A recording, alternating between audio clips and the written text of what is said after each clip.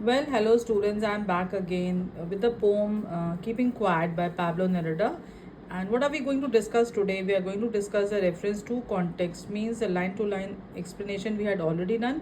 अब इन लाइंस के ऊपर जो आपसे क्वेश्चन आंसर्स पूछे जाते हैं उसके ऊपर हम डिस्कशन करेंगे। सी हम सबसे पहला एक्सट्रैक्ट पे आते हैं और सबसे पहली लाइन जो है पोम की, now we will count to 12 and we will all keep still. अब इस लाइन के ऊपर कितने क्वेश्चंस बन सकते हैं ये सब आपको देखना है। See the first question is what is the significance of counting to 12? इसका क्या मतलब है? अब आंसर देखिए, द नंबर 12 में symbolize the 12 hours of a clock. इसका मतलब ये भी हो सकता है 12 घंटे, या 12 मंथ्स ऑफ अ ईयर, 12 महीने, suggesting a full cycle of time. It acts as a countdown to silence, marking a moment for global pause and reflection. इतने 12 जो उसने 12 बोला, 12 तक जब हम गिनेंगे तो हमें उतनी देर के लिए शांत रहना है। See the next question now, what does the poet urge everyone to do after counting? Counting करने के बाद क्या करना है? The poet urges everyone to keep completely still. थोड़ी देर के लिए बिल्कुल स्टिल हो जाना है, both physically and mentally, symbolising a break from the routine actions to encourage introspection and peace. थोड़ी देर के लिए हमें बिल्कुल शांत हो जाना है और कोई काम नहीं करना है, जिससे हमारा माइंड थोड़ा पीसफुल हो जाएगा।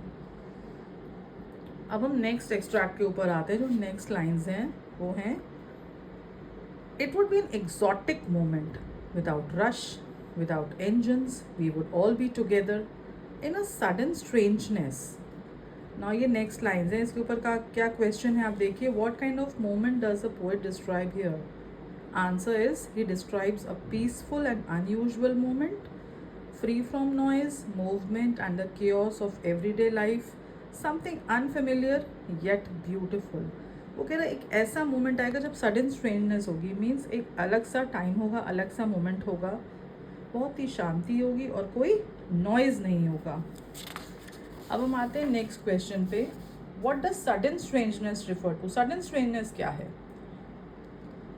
It refers to the unusual experience of collective silence and unity in a noisy, busy world. एक अजीब सा एक एहसास।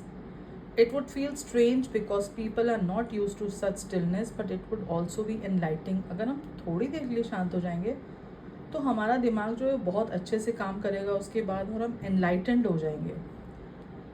Extract third is, fishermen in the cold sea would not harm whales and the man gathering salt would look at his hurt hands.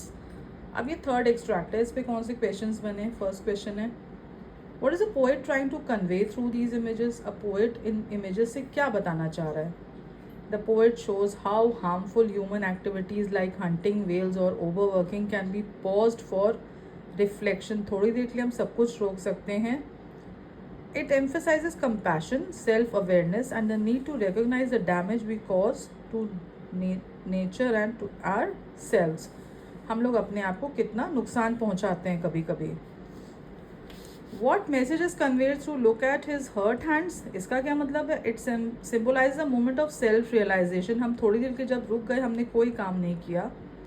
The man pauses to notice the toll his labor had taken on him, suggesting how silence can lead to awareness of personal suffering and the need for care. अब इसमें वो example दे रहा है कि नमक जब उठाते हैं हमारे हाथ में बहुत दर्द होता है, बहुत पेन होता है, तो अगर हम थोड़ी देर के लिए रुक जाएंगे तो हमारे काम जो हैं वो हमें कुछ नुकसान नहीं पहुंचेगा थोड़ी देर के लिए।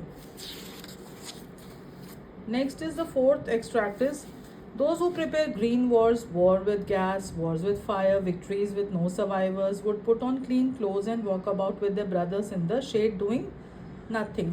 What are green wars? अब green wars यहाँ पे क्या है? Green is related to the environment. Green wars refers to the environmental destruction carried out in the name of development or conflict. It criticizes ecological harm caused by humans. कितना नुकसान हम लोग पहुँचा रहे हैं जब हम पेड़ काटते हैं। What is the poet's hope for such people? Answer is, he hopes that they will abandon their destructive actions. थोड़ी देर के लिए अगर हम ये सब नहीं करेंगे तो हम पेड़ काटना रोक देंगे। Embrace peace and coexist with others in harmony. हम सब लोग मिलजुल कर रहेंगे। Symbolized by walking in the shade with their brothers. और एक दूसरे के साथ भाइयों की तरह रहेंगे। Next extract is, what I want should not be confused with total inactivity. Life is what it is about. I want no truck with death. Truck का मतलब यहाँ पे एसोसिएशन। शांत होने का मतलब ये नहीं है कि वो डेथ है.